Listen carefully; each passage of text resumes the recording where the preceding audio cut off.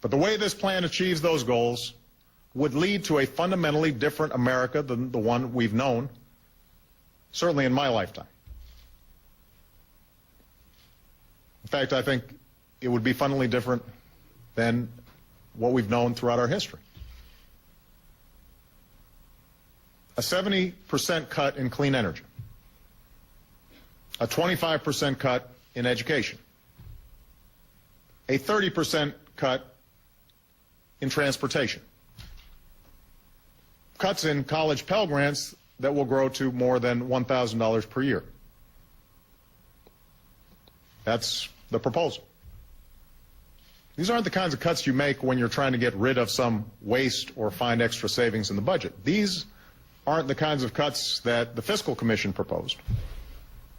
These are the kinds of cuts that tell us we can't afford the America that I believe in and I think you believe in. I believe it paints a vision of our future that is deeply pessimistic. It's a vision that says if our roads crumble and our bridges collapse, we can't afford to fix them. If they're bright young Americans who have the drive and the will but not the money to go to college, we can't afford to send them. Go to China and you'll see businesses opening research labs and solar facilities.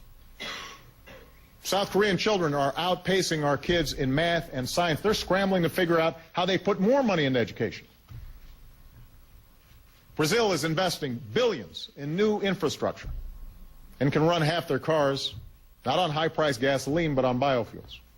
And yet, we are presented with a vision that says the American people, the United States of America, the greatest nation on earth, can't afford any of this. It's a vision that says America can't afford to keep the promise we've made to care for our seniors.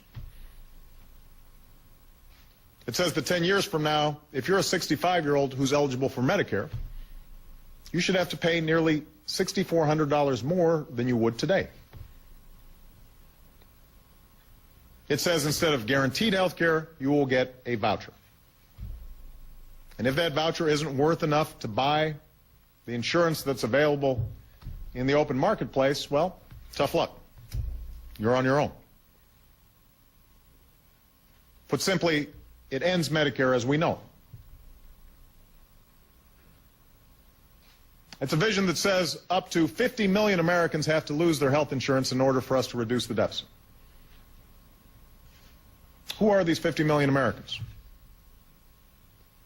Many are somebody's grandparents, maybe one of yours, who wouldn't be able to afford nursing home care without Medicaid. Many are poor children. Some are middle-class families who have children with autism or Down syndrome. Some of these kids with disabilities are, the disabilities are so severe that they require 24-hour care. These are the Americans we'd be telling to fend for themselves. And worst of all, this is a vision that says even though Americans can't afford to invest in education at current levels or clean energy, even though we can't afford to maintain our commitment on Medicare and Medicaid, we can somehow afford more than $1 trillion in new tax breaks for the wealthy. Think about that.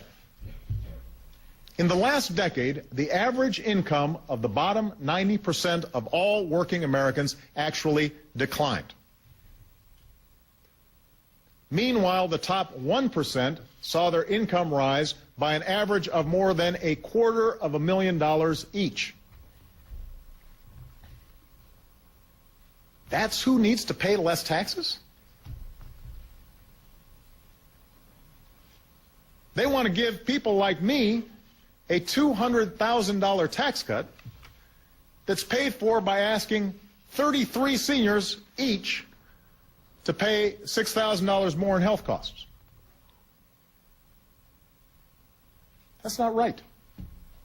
That's not going to happen as long as I'm president. You know, I've told the president, Mr. President, I'll always be straight up with you.